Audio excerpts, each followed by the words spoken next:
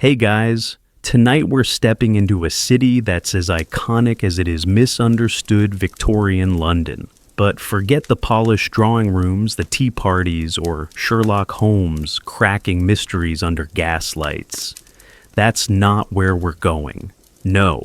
We're diving headfirst into the side of London that history books whisper about the grime, the gaslight, and the gut-wrenching reality of trying to survive a single day. So, before you get too comfortable, take a second to like the video and subscribe, but only if you actually enjoy this kind of gritty time travel. And hey, drop a comment below, tell me where you're watching from and what time it is for you right now. It's always amazing seeing how far these stories reach. Now, dim your lights, maybe turn on a fan for that soft background hum, and let's ease into tonight's journey. You open your eyes. The first thing you see, your brother's foot.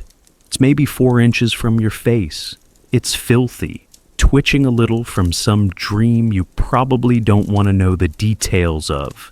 This is your morning, and welcome to your entire world one room. Not a bedroom, not a living room. Just the room. That's what everyone calls it. It's where you sleep, eat, argue, survive. You share this space with 6 other people, your family, a couple of chairs that might collapse if anyone breathes on them wrong, and a rat you've affectionately named Thomas because he's been here longer than you. You've started joking about charging him rent. There's no wallpaper. Just chunks of wall where maybe there used to be something, paint plaster, who knows. The ceiling leaks when it rains. And honestly, it leaks even when it doesn't. You've stopped asking questions. You've made peace with mystery drips. The fireplace is fake. The air feels damp year-round. And the floor creaks like it's trying to warn you that today might be your last. You're wrapped in what can technically be called a wool blanket. It hasn't been washed since what the Crimean wore your pillow. It's stuffed with straw and possibly a long-lost sock. Plumbing. Don't be silly. That bucket in the corner. That's the toilet, the bath, and your emergency drinking water supply, depending on the time of day and just how desperate you are. Mornings you breathe through your mouth. It helps. A bit. There's a window, if you can call it that. It's so crusted with soot, grime, and fog that it doesn't really show anything. But you still hear everything, vendors shouting, wheels clattering, and the same guy coughing 3 doors down, like he's trying to hack up his ancestors.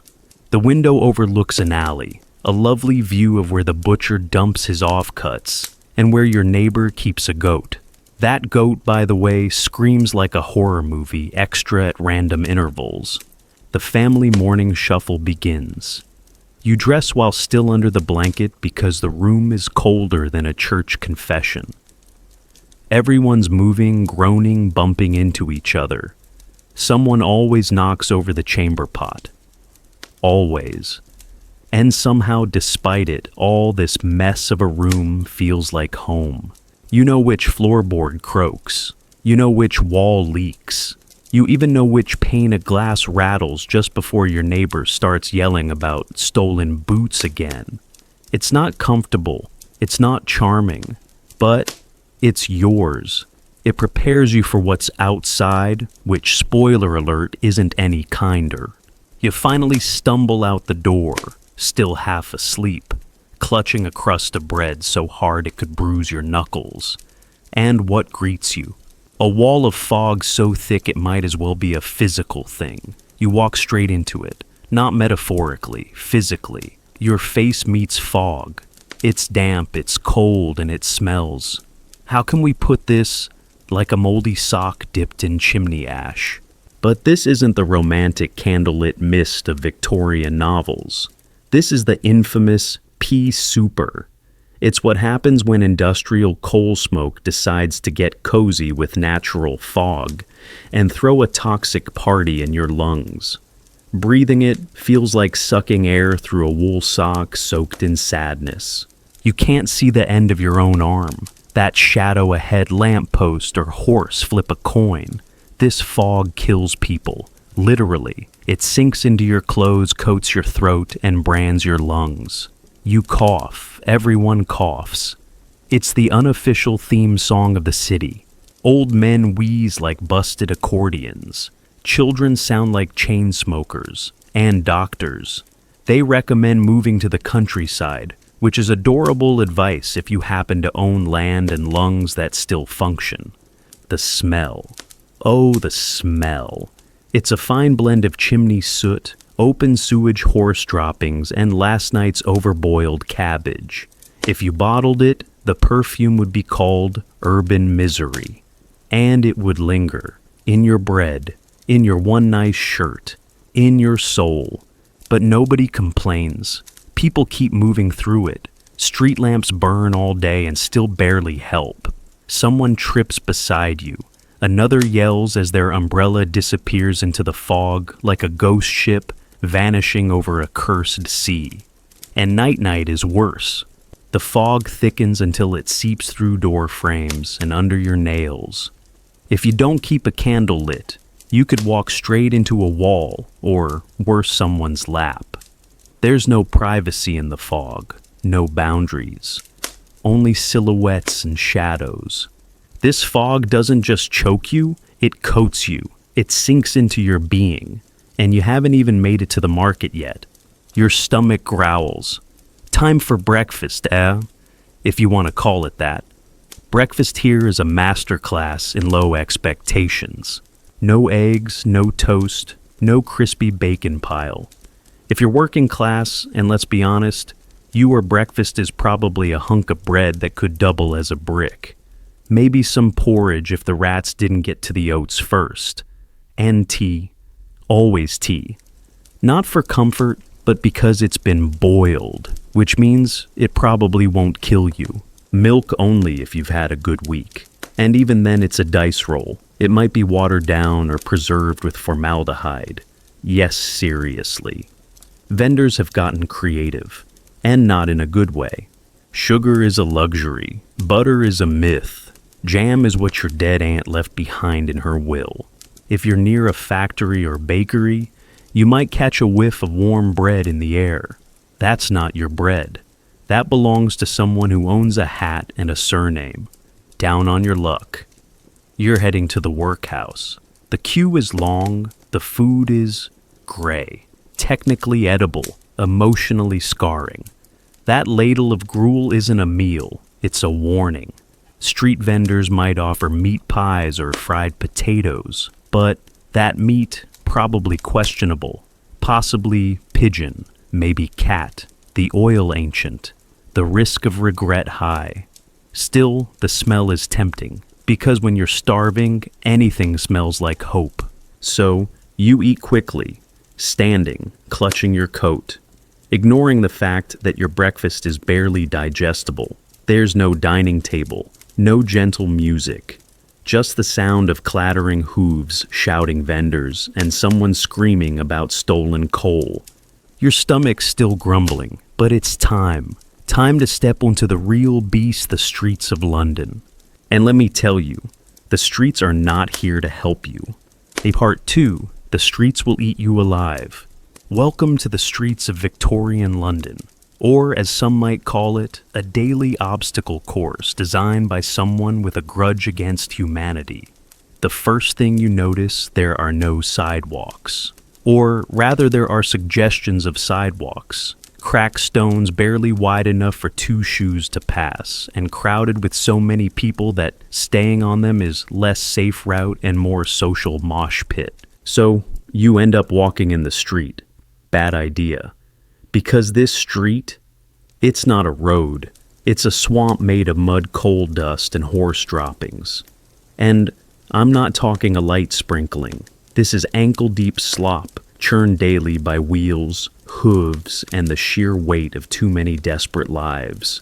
Horses pull carriages that barrel past, like they've got somewhere better to be, which they do always.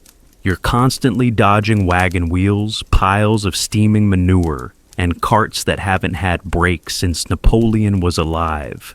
If you trip, congratulations, You now smell like rotting turnips and regret. And then there's the gutter, or more accurately, the city's unofficial river of filth. It runs right down the middle of the street, carrying everything the city doesn't want anymore. Dead rats, cabbage stumps, coal ash, and yesterday's chamber pot, contents tossed casually from windows above. Oh yeah, look up before you step too far. You don't want to get baptized by airborne human waste. That's not a myth. It's Thursday. There's a rule everyone follows without admitting it. Walk fast, walk quiet, and don't make eye contact. Because people aren't just stepping over trash, they're stepping over each other. Street urchins dart around like caffeinated squirrels begging stealing, or both. Pickpockets brush past you with the subtlety of wind. 1 second they're there, the next your wallet isn't. And the vendors. They shout so loudly you wonder if they're selling food or auditioning for an opera. Hot eels, fresh eels, roast. Chestnuts too. For a penny. Meat, don't ask what kind. Everything's for sale. Most of it's unidentifiable. All of it's suspicious. There's no regulation, no inspection. If it smells vaguely edible and hasn't moved in the last 5 minutes, it's dinner. Then there are the cops, the constables. You see them tall hats swinging batons trying to look important. And sometimes they are.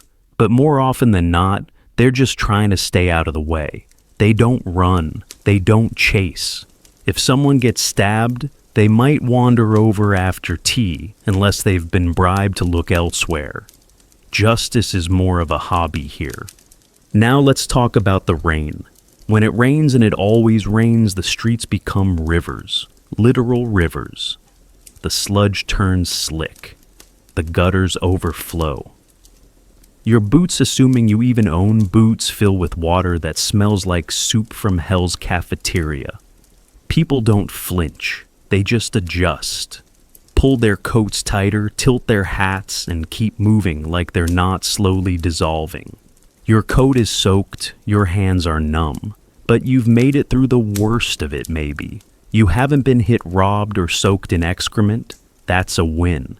Now you have to actually work, because in Victorian London, the job doesn't save you. It just delays the inevitable. Let's say you're a man. Lucky you.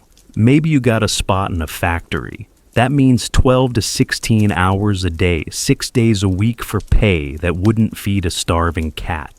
The machines are massive, fast, and unforgiving. The noise is relentless. You shout to talk.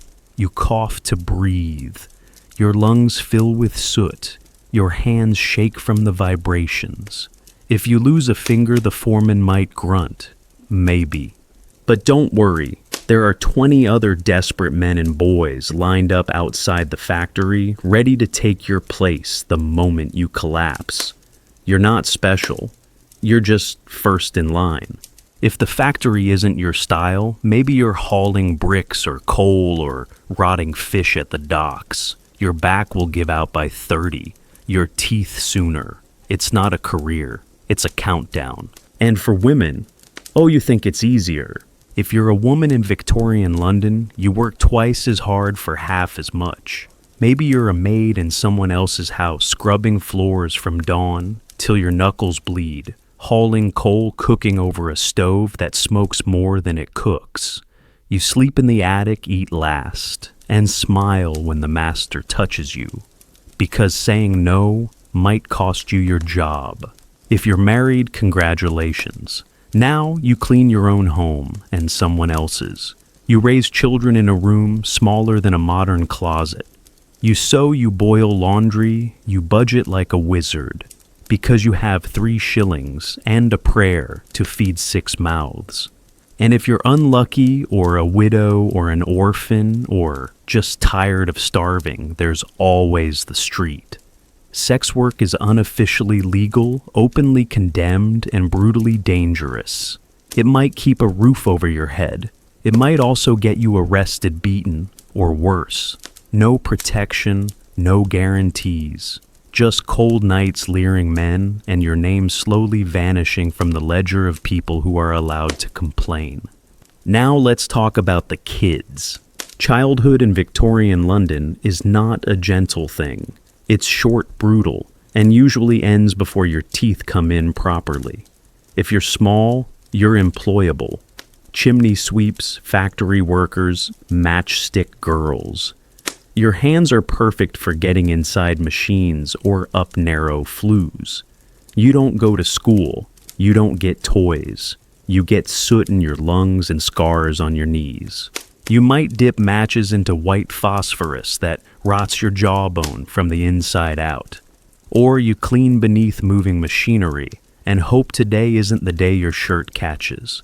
You run messages through crowded streets selling newspapers you can't read, dodging horses you can't see, and trying not to die before dinner. And if you're an orphan, forget it. The workhouse might take you in if there's space. You'll be fed maybe, but you're really just free labor in a place that punishes the poor for existing. They call it help. It feels more like a slow-motion sentence. Some kids disappear. Into gangs, into alleys, into the river. Their names fade. Their stories end before they begin. This is childhood here. A job you didn't ask for and probably won't survive. And yet, people survive, somehow. They sing in the alleys. They laugh between coughs. They make toys out of trash stories out of soot and play games between shifts. Not because life is good, but because it's life. And it's the only one they've got. But even if you survive the job, the streets and the system, you still have one enemy left: disease. Because in Victorian London, sickness is not just a possibility. It's your neighbor. It shares your bed, your air, your morning tea. It doesn't knock, it just moves in. There's tuberculosis consumption, they call it, because it slowly eats you alive, one cough at a time. People don't stop working when they get it. They just cough and keep going until they can't. Cholera. That arrives through your water. One day you're fine. The next you're dying. Fast, violently, dehydrated and ashamed. Scarlet fever, typhoid, diphtheria. They rotate through the tenements like guests at a haunted dinner party. Each has its own symptoms. All end the same. Poor people die. Rich people move away. Doctors, oh, they exist. But if you're poor, you can't afford them. So you rely on herbal remedies, home cures, or the sweet mercy of laudanum, a cocktail of opium and alcohol that numbs the pain and clouds the mind. It doesn't heal. It just makes dying feel less inconvenient. And if you do go to a hospital, good luck. The tools aren't clean. The beds aren't safe. Surgery is done without gloves, without anesthesia. And germ theory, still controversial. The barber who cuts your hair might also amputate your foot. Your odds 50-50 at best. And all of this whole grim gaslit existence, it's just your mourning. Just your commute, your job, your attempt to not die before dusk. And as the sun begins to set and the fog creeps back in, thicker than ever, you remember that night in Victorian London is not peaceful. Night is a whole new monster. Part 3 night falls and the city changes. The sun goes down. Not that you ever really saw it, but you feel it. The temperature drops, the fog thickens, and the shadows stretch until they blur with the gaslight. Welcome to nighttime in Victorian London. If you thought the city was dangerous during the day, well, you haven't seen what happens when the lights go low. There's something about this darkness. It's not just the absence of sun, it's heavy, physical, like the fog is pressing in, wrapping around your coat, whispering secrets from alleyways. The gas lamps flicker to life, dim yellow halos that barely dent the gloom. You start to realize in this city the dark doesn't hide things. It reveals them. The streets get quieter, but not safer. By now you know which alleys to avoid, which corners to hurry past, which doors you don't want to hear creak open behind you. The noise changes less, shouting, more muttering. Footsteps sound different, soft, hesitant, or sometimes too confident. If you're alone, you walk faster. If you're a woman, you don't walk at all unless you absolutely have to. Because at night the real dangers come out. Pickpockets still around, but now they work in pairs. One distracts, the other grabs. Muggers wait behind crates and corners. Even the constables who weren't exactly enthusiastic during daylight start walking in pairs now. They swing their truncheons a little louder, partly to scare off criminals, partly to scare off fear. And then there are the ones who don't make noise at all. The hunched figure by the lamppost, the shadow that matches your footsteps, the feeling you're being watched even if no one's there. And sometimes, someone is. In 1888, the fear had a name, Jack. But even before that, the terror was real. Knives didn't need a name to find their mark. If you're a woman, the risk triples. You hear the whispers. You hear the footsteps behind you. Sometimes they pass, sometimes they don't. Sometimes they follow. Offers hissed from alleys, some with money, some with malice. You clutch your shawl tighter even though it doesn't help. You plan your route. You don't make eye contact. You hold your breath when someone gets too close, like silence might save you.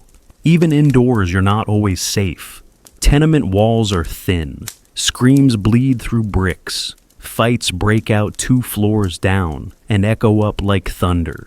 You hear bottles smash, sometimes bones.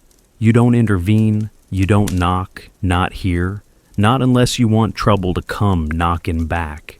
And then, of course, there's fire. It starts with a knocked-over oil lamp, a spark from the stove, a chimney that hasn't been cleaned since Queen Victoria was born. There are no smoke alarms, no fire departments with polished boots and shiny hoses. Just neighbors shouting, throwing buckets, trying to save what they can, which often isn't much. The whole street can go up in flames in minutes. And you run barefoot, clutching whatever you can carry. If the wind's wrong, your whole world burns before the fire brigade even smells smoke. So, what do? You stay inside if you can. You keep a candle lit, maybe 2, but not too close to the curtains. You wrap yourself in that same thin blanket. You sleep light. You listen to footsteps, to knocks, to breathing that isn't yours. You hope no one tries the door, and you wait for morning. Because in London, morning isn't just a time, it's a victory. Assuming, of course, the air hasn't killed you by then. See, morning doesn't arrive in golden rays. It seeps in, gray, greasy. A fog made of ash coal, smoke chimney soot, and the collective sigh of 10 million tired lungs. It rolls across rooftops, down alleyways, and under door frames, like it owns the place. And, in a way, it does. You cough. You never stopped coughing, really, but now it's louder, raw. You wipe your mouth. Nothing red. Good sign, for now. You wash your face if you have water, and the cloth turns black. Always black. Your hair smells like smoke. Your clothes are stiff with soot. Your curtains hang heavy, stained by decades of poison air. And that window you wiped clean yesterday, it's already opaque again. The air outside is thick enough to chew. You consider opening the window, but why the air inside might be bad, but at least it's your bad. Outside it's everyone's. A collective gas chamber courtesy of progress. During the infamous smogs, the Great Smog of 1873, for example, the air got so thick people couldn't see their own feet. Omnibuses crashed, boats collided on the Thames. Over 270 people died in 5 days. And the city barely noticed. It's normal here.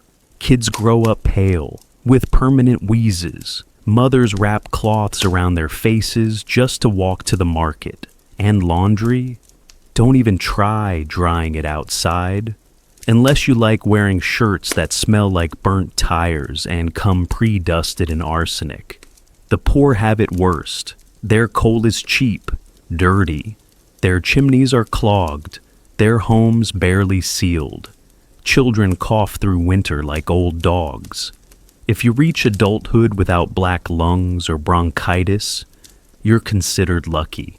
And yet, you get up, you light the stove, you step outside, you breathe it all in like it's normal, because here it is. And if the fog doesn't get you, the water might. Let's talk about water in Victorian London, or as I like to call it, clearish liquid roulette, the Thames. It looks like a river, technically is, but functionally it's the city's sewer industrial dump animal graveyard, and unfortunately its drinking water source. Picture this: rotting vegetables, dead dogs, floating feces, and expired fish all flowing majestically past Westminster like a liquid middle finger to public health. Now grab a cup. Cheers. Sure, they tell you it's filtered, but that usually means it's been strained through some gravel-a-wire screen or someone's old sock. If you're lucky, your drinking water comes from a public pump. You and 200 of your closest neighbors share it, along with the local factory and the guy who dumps paint thinner into the street every Thursday. And here's the kicker. You often don't know it's deadly until it's too late. Cholera loves bad water. So does typhoid. They treat your body like a summer rental. A shared bucket, a splash from a contaminated source, and boom, your name is in the morning paper. If anyone notices. Bathing. That's cute. If you're middle class, maybe your family shares one bath per week. If you're poor, it's a tin tub in the kitchen once a month, if that. And the same water might rinse dishes, laundry, or your dad's feet. Hygiene is a group project, and everyone's failing. Eventually they build sewers, not because they care, but because in 1858 the smell from the Thames got so bad, Parliament had to flee the building. That's right, the government didn't act until their noses couldn't take it. Public health by way of nausea. Until then, you boil what you can, or drink beer. That's right, beer. Weak, warm, slightly fizzy, and much safer than anything that comes out of a tap. So yes, in Victorian London even the water can kill you. Which means sometimes the smartest thing you can do is break the law. Part 4. Crime is a career. You've done the math. You've worked yourself to the bone. You've boiled your water. You've coughed through the smog. You've eaten bread that could double as a paving stone. And still, you're broke. Rent's due. The bread's moldy, your boots are falling apart, and your boss just replaced you with a boy who works for half a shilling and doesn't bleed as much. So what do? You turn to the only career path left that still pays in actual money crime. In Victorian London, crime wasn't just something you risked. It was something you considered seriously. Because when the factories spit you out, when the workhouse doors close, when your landlord wants coin instead of excuses, there's a certain logic in picking someone's pocket rather than starving politely. You start small. Maybe you're a dipper, a pickpocket. You practice your sleight of hand at the markets. A bump here, a gentle nudge there, and a purse disappears like magic. You blend into the crowd, act poor enough to be invisible, but clean enough not to get stopped. If you're good, you can make a living. If you're great, you never get caught. If you're caught, you're off to Newgate Prison, or worse, sent to Australia, because Britain had a habit of dealing with petty thieves by mailing them to the other side of the planet. You steal a watch, you get a new zip code. Maybe you don't like risk. You're not a street thief. Maybe you're a fence. You buy and sell stolen goods from behind a market stall. You keep things quiet, low level, gloves on, eyes down, always moving. Or maybe you run a twilight house, a kind of criminal lost and found, where pickpockets drop loot to avoid getting caught. You keep a cut. Everyone's happy. Feeling bold? Try your hand at fraud. Sell bruised fruit as fresh. Water down milk and call it pure. Set up a card table with the classic 3-card Monte trick and part tourists from their pennies. The trick's simple: keep your hand fast, your smile faster, and run before the bobbies catch up. Or you go bigger. Burglary. Shops, warehouses, sometimes even churches. You break in at night, use the fog for cover, and pray no one's home, or if they are, that they're slower than you. The police force exists, but it's small, underpaid, and stretched thin. You know the patrol schedule. You know which streets they avoid. You know how to run, and you know who to bribe. And then there's the truly dark stuff. The resurrection men? Yes, that's a real term. These were body snatchers, people who dug up fresh graves to sell corpses to medical schools. Because in the 1800s, doctors needed bodies to study, but the law only allowed them to use executed criminals. So, where do you get more? You rob the dead. It's gruesome. It's dangerous. But it pays better than sewing buttons or dipping candles. One fresh corpse could feed your family for a week. And yes, eventually it becomes illegal, but by then the bodies are already gone, sold, dissected, and turned into diagrams in a surgeon's notebook. And let's be clear, this isn't greed, it's survival. It's choosing crime because crime pays better than starving, because nobody in your neighborhood is waiting for a promotion. They're waiting for the next chance to breathe.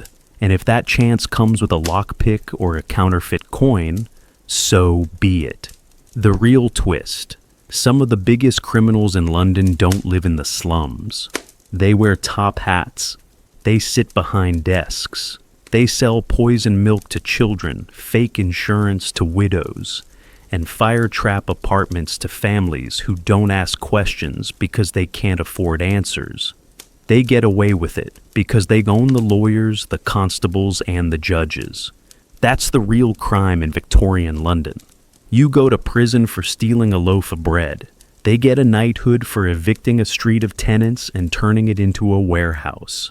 So, yeah, crime is survival. It's logic. It's a full-blown career path with rules mentors and promotion if you're good at it. It's not glamorous. It's not romantic. But it's there when everything else fails. And when you've stolen or fenced or lied your way into a few coins, you do what everyone does. You get sick.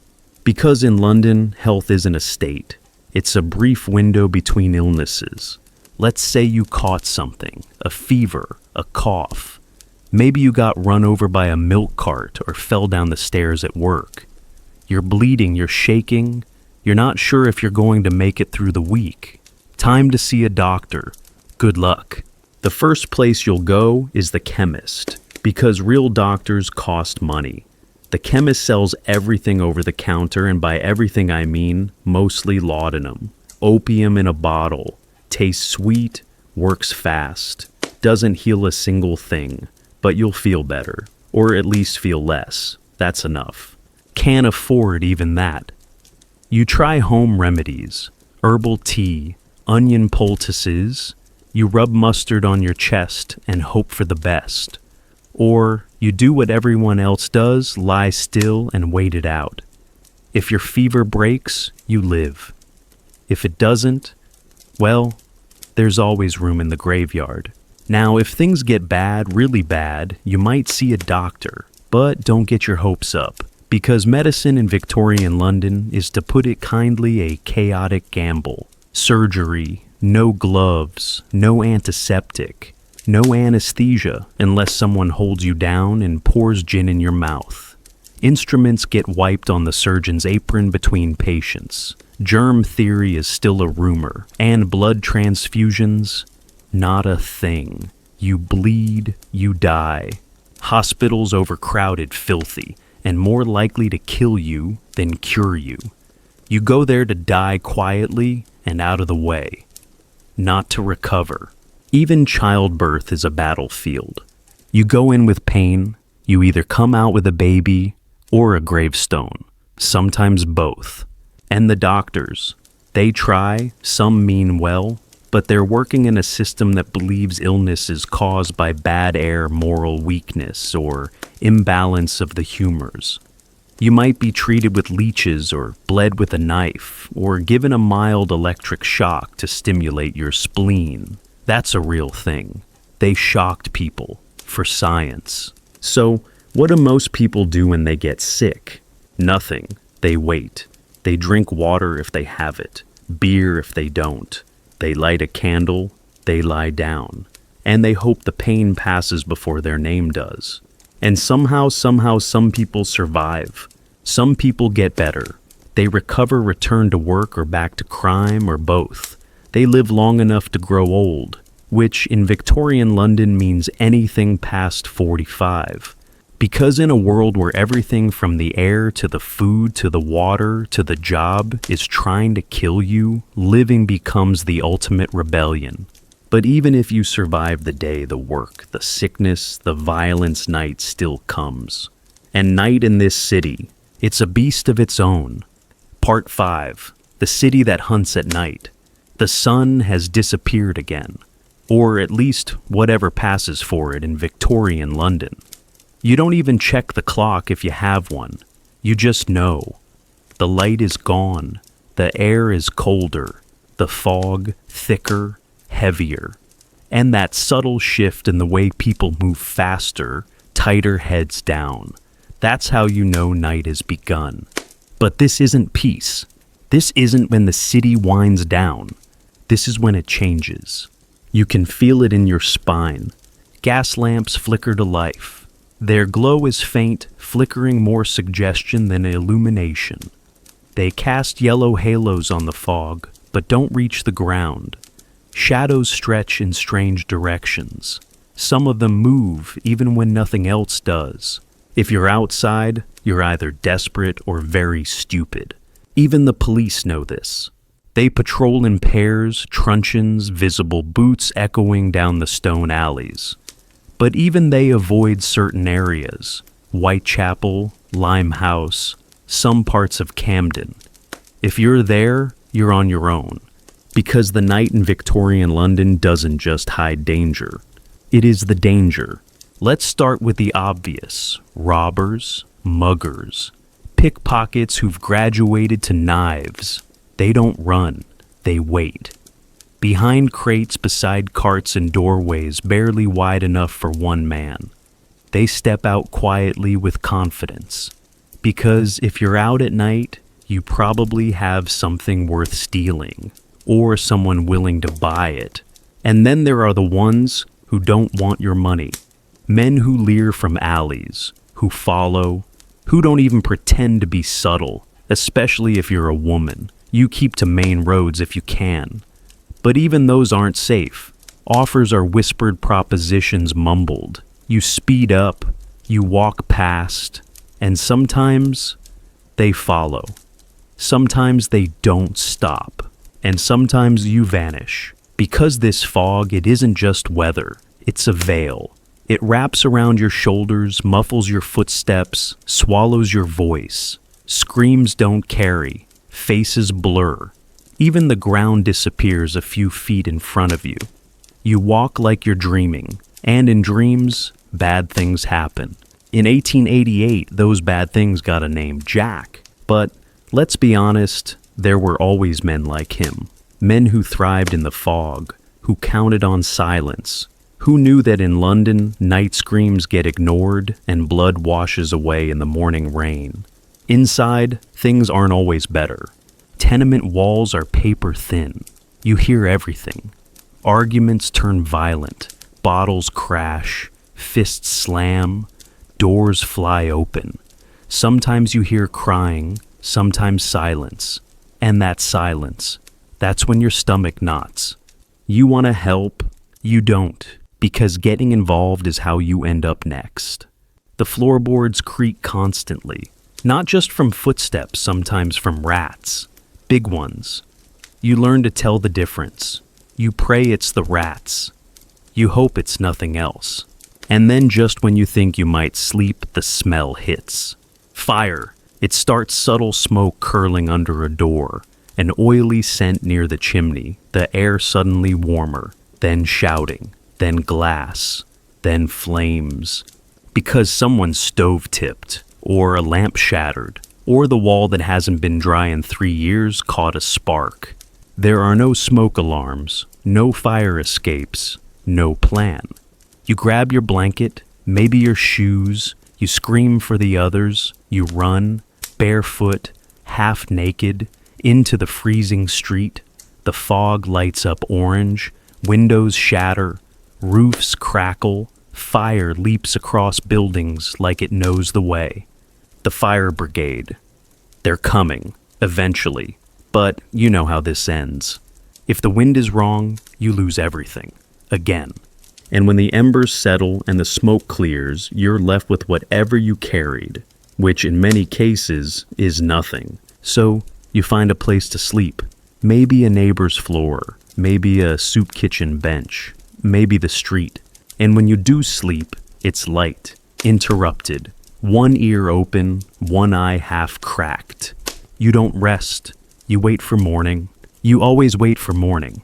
And when it finally comes, it doesn't arrive in triumph. It oozes in.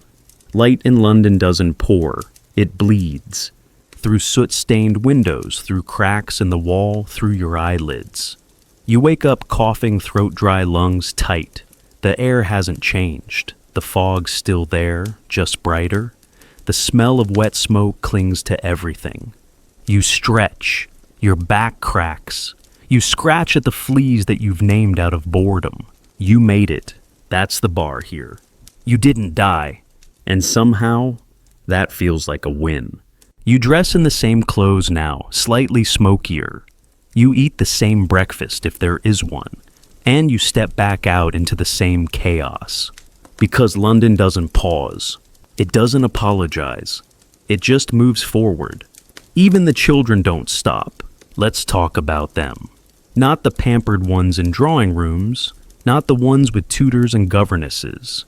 I'm talking about the street kids, the ones with no shoes, the ones who wake up every day already working.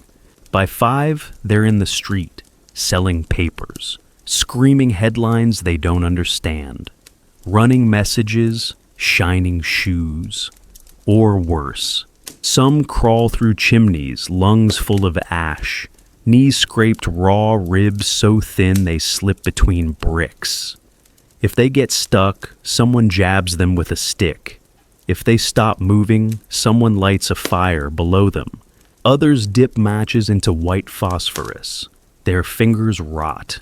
Their jaws fall apart. The factory boss blames them. Or they dive into the Thames at low tide, digging through sludge for bones and nails and rope.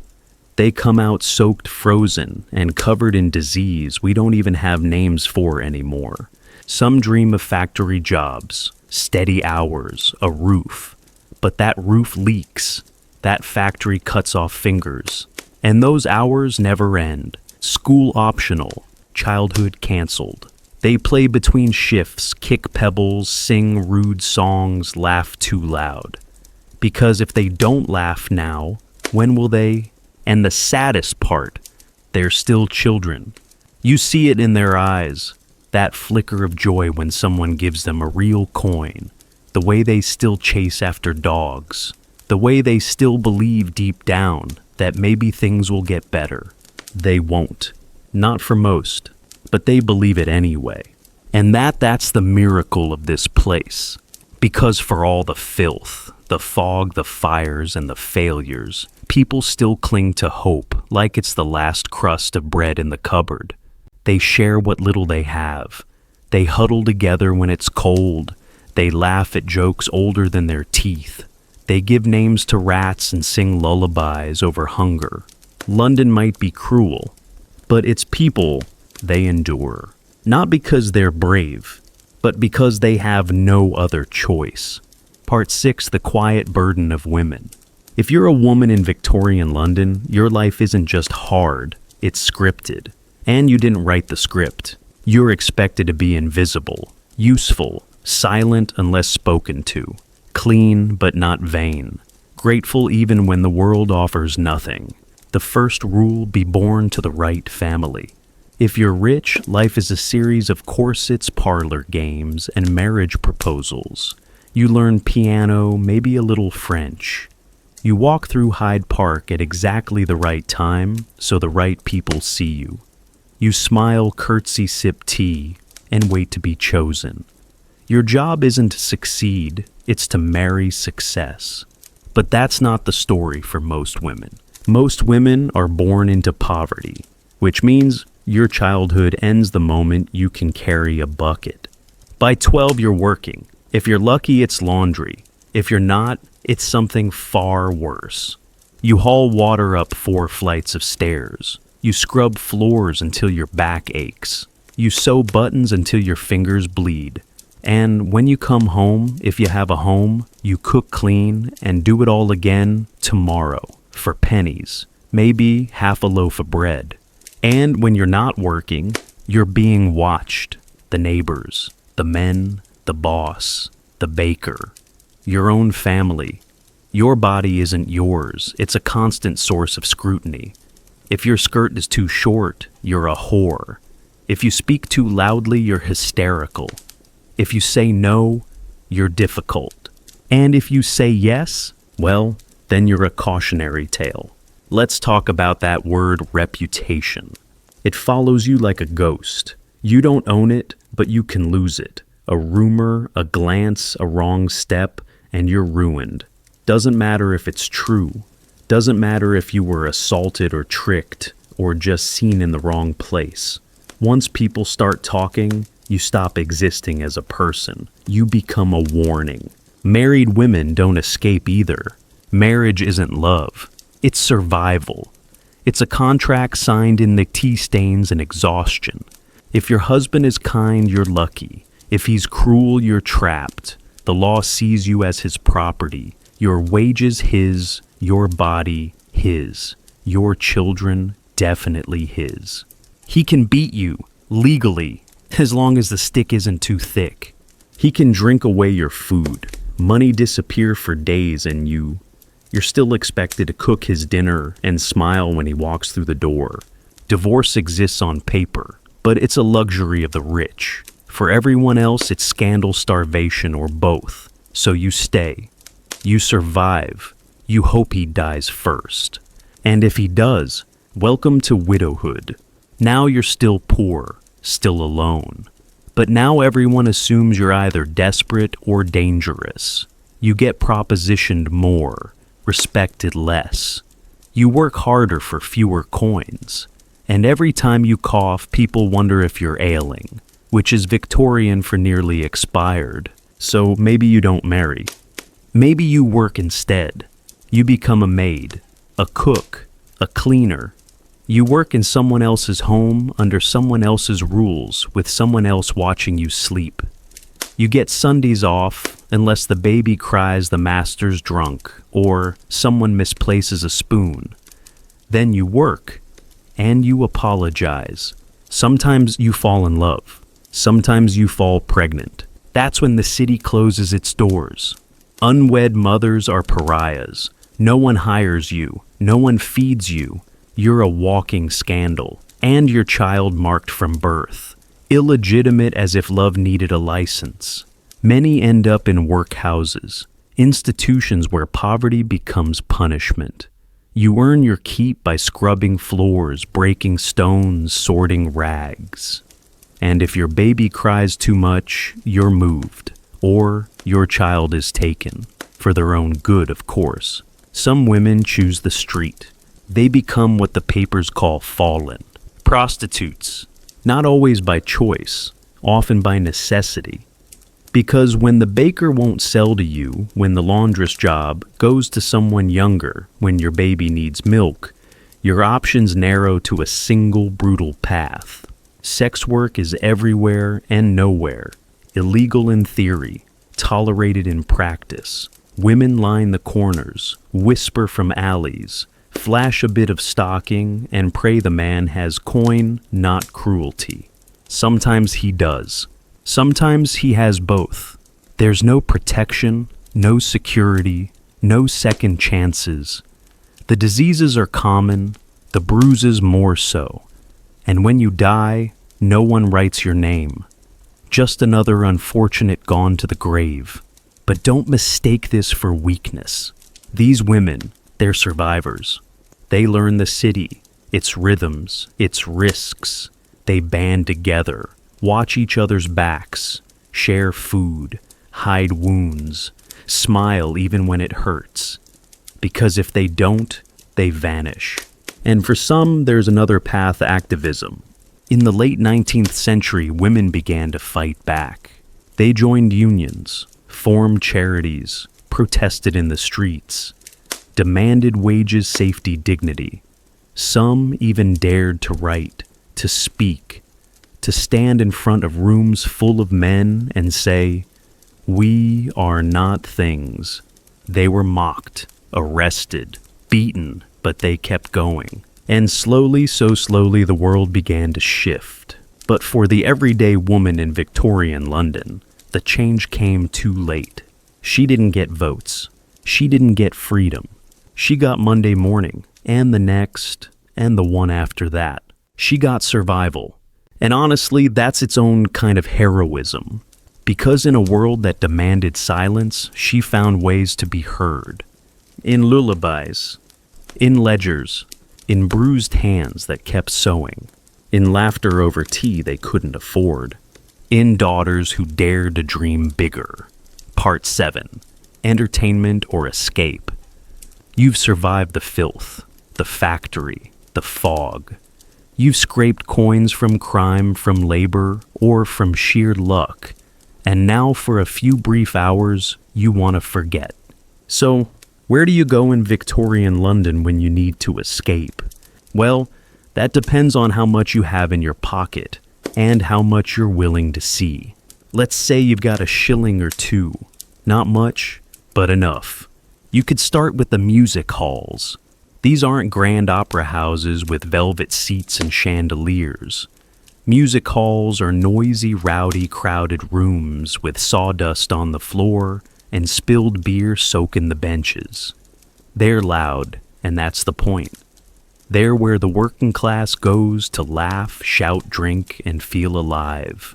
You squeeze into a corner, pint in hand, barely able to see the stage. The lights go up, gas-powered, flickering.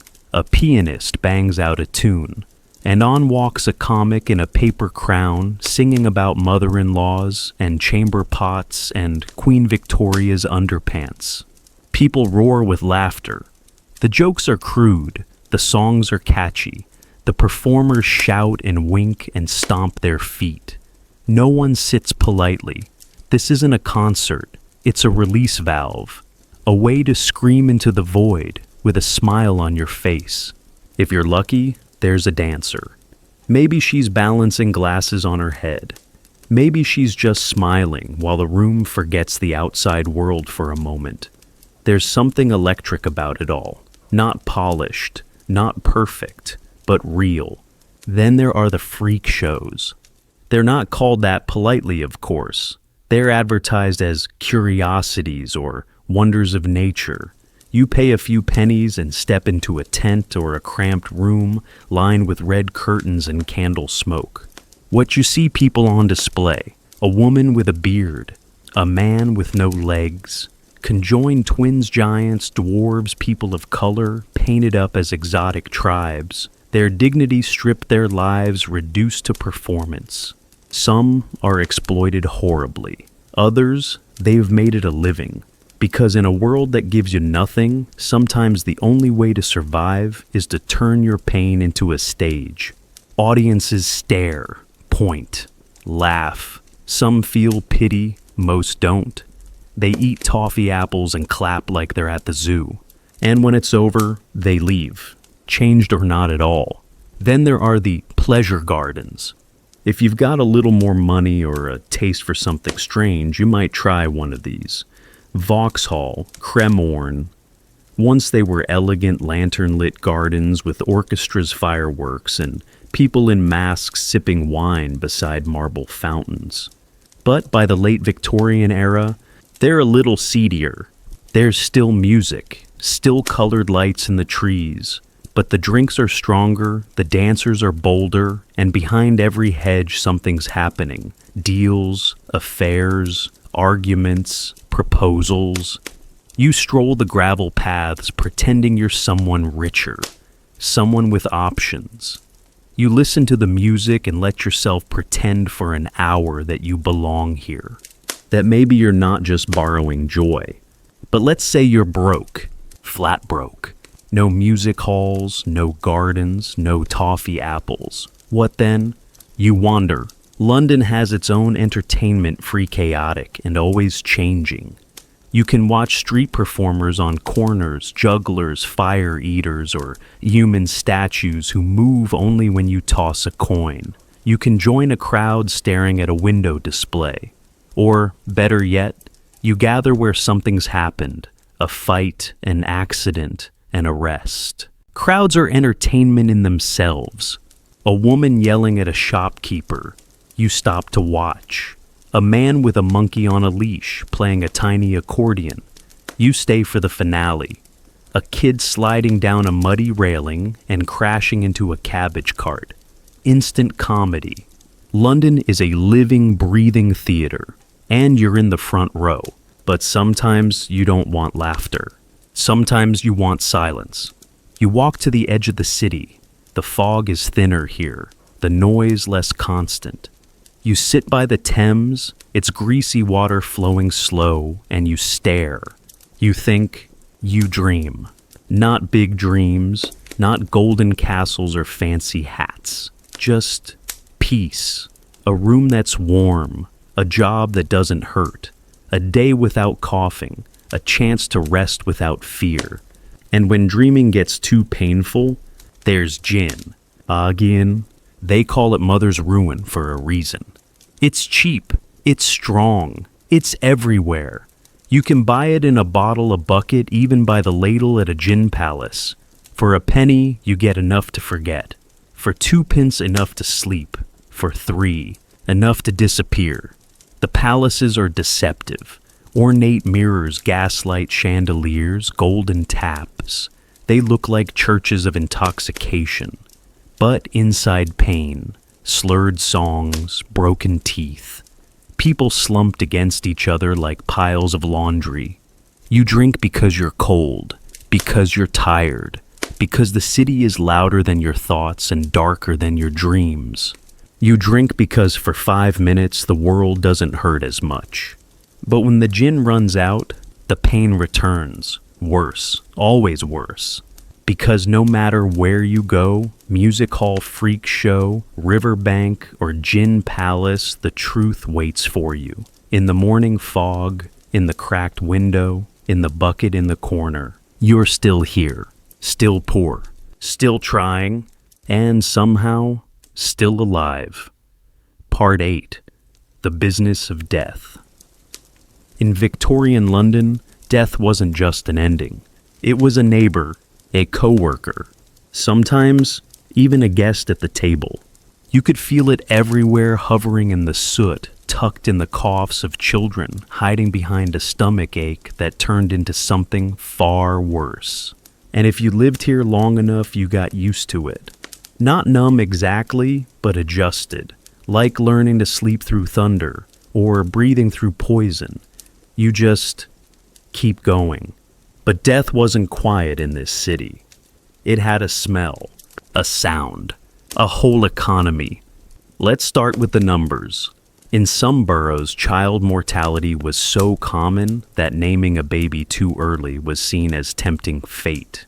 1 in 3 children didn't make it past the age of 5. Diarrhea, measles, fevers, bad milk, dirty water, cold nights. Any of them could snuff a life before it learned to speak. Mothers got good at funerals. They didn't cry less, but they cried faster. Because grief didn't excuse laundry or rent or supper. You wept with one hand and scrubbed with the other. And death came for adults too, with equal cruelty. A sore throat could turn septic. A cut on your foot could fester and rot.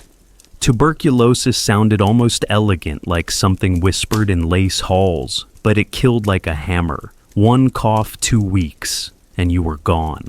And the air, the blessed London air, it killed too. The fog choked infants, the soot inflamed lungs. Chimney sweeps, often children died, with their knees scraped raw and their ribs black from the inside out.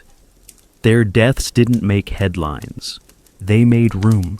The workhouse infirmaries were full, always full, and when they overflowed, people died in hallways, or on benches, or in the street with a blanket pulled over their face by someone who cared enough to notice. But death wasn't free. Even dying cost money. If you were lucky, or at least middle class, you could afford a proper funeral. Black clothes, a carriage, a few flowers, maybe even a paid mourner. That's right. Victorians hired people to cry. Professional grief was a job. So was grave photography.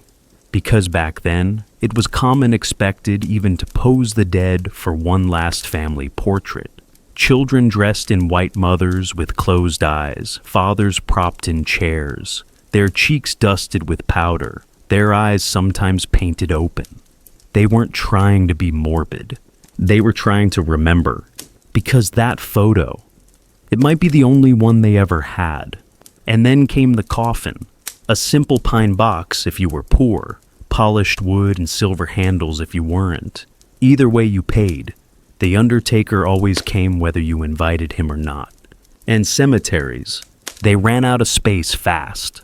You see, London wasn't built to handle millions of deaths. Graves were dug, filled, and dug again.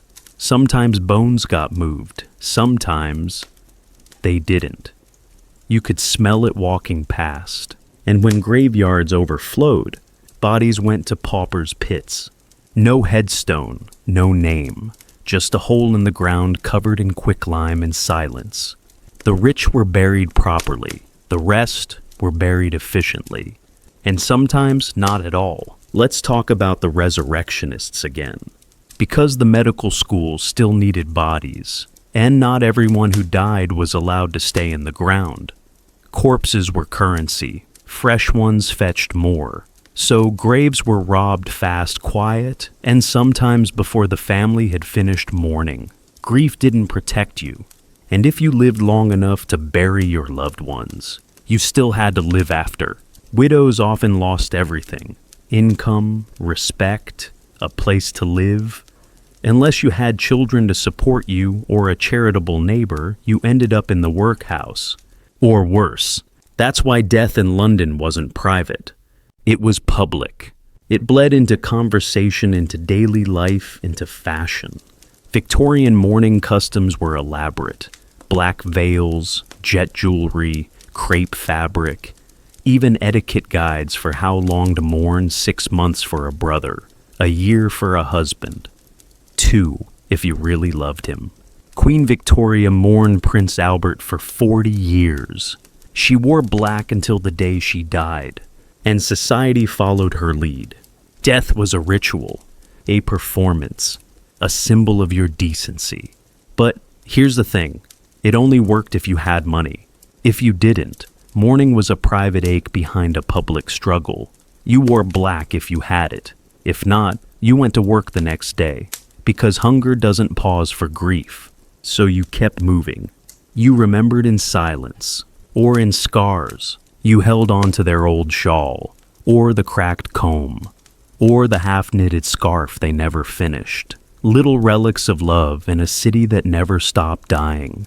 And what about your own death? You planned for it, even if no one said it out loud. Some people saved for a burial club, a sort of insurance where you paid a few pennies a week, and when your time came, someone would at least bury you with dignity. Others made do with promises. Bury me next to Ma. Don't let the parish take me. Say a prayer, just one. And when your time came, you hoped, really hoped, someone would remember. Someone would carry you. Not dump you. Someone would light a candle. not just move on.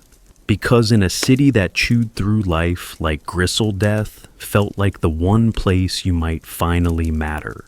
But here's the truth. You did matter, even if no monument stood, even if your name never made it into the papers, even if your coffin was carried on borrowed shoulders and your grave unmarked. You were London, the hands that built it, the voices that filled it, the breath that thickened its air. And when you were gone, the city didn't stop, but it remembered, in alleyways where your laughter once echoed, in windows where you once leaned out, in streets that bore your footsteps. You lived. And in London, that's a triumph all its own. Part 9, a city built on bones and bravery. So here we are. We've wandered the alleys, ducked under laundry lines, eaten dry bread, and flinched at every cough. We've seen what it meant to live in Victorian London, not as a noble or a royal or a character in a Dickens novel, but as a real person. Flesh breath and bruises. And after everything, the work, the sickness, the smog, the sorrow, you might be asking, why? Why remember all this? Why dig through the soot and the silence to find stories buried under centuries of grime? Because underneath it all is you. Not literally, of course, but spiritually. That part of you that keeps going when everything says stop. That part that whispers just one more day. That part that grits its teeth when the world turns cruel. That's Victorian London too. See, history tends to focus on palaces and policies, wars and kings, marble busts and velvet portraits. But cities, they're not made by monarchs. They're made by hands, by backs bent over laundry tubs, by children dragging crates through alleys, by women lighting lamps in broken windows, by men who go to work bleeding and come home smiling anyway. London was a machine, a hungry one, but it only moved because millions of ordinary people fed it with their lives. And they didn't do it for glory. They did it because they had no other choice. And still, they found joy.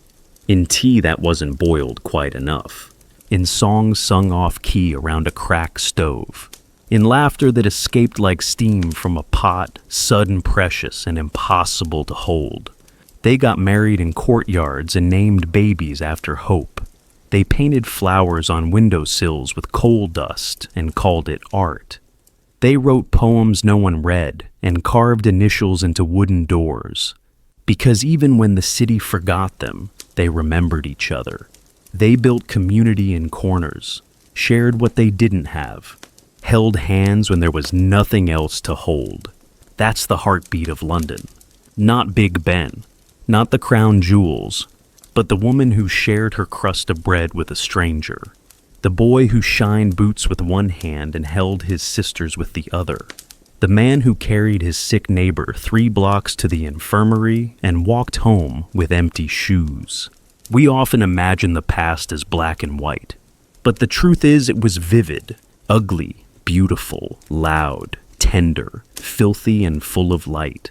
Victorian London was a symphony of survival, and its music was messy, offbeat, but honest. And maybe that's the real lesson here. Not that they suffered, but that they endured.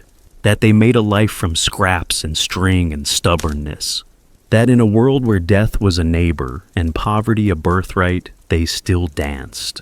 Even if only in small circles. Even if only for a minute. Even if no one saw. And you're part of that legacy. Every time you choose kindness when you could choose silence. Every time you show up when it would be easier to hide. Every time you smile at someone who's struggling, you're doing what they did. You're proving that even in the darkest places people shine. And maybe that's what makes history worth telling. Not the kings, but the kindness. Not the wars, but the warmth. Not the smoke, but the souls who breathe through it. So, tonight when you turn off the lights and the room grows quiet, listen. Somewhere in the foggy streets of memory, a woman is sweeping her doorstep with a broken broom. A child is laughing beside a gas lamp. A man is walking home from work with mud on his boots and a song on his lips. They lived. And in stories like this, they live again. Our story ends here. See you tomorrow evening. Good night. I love you.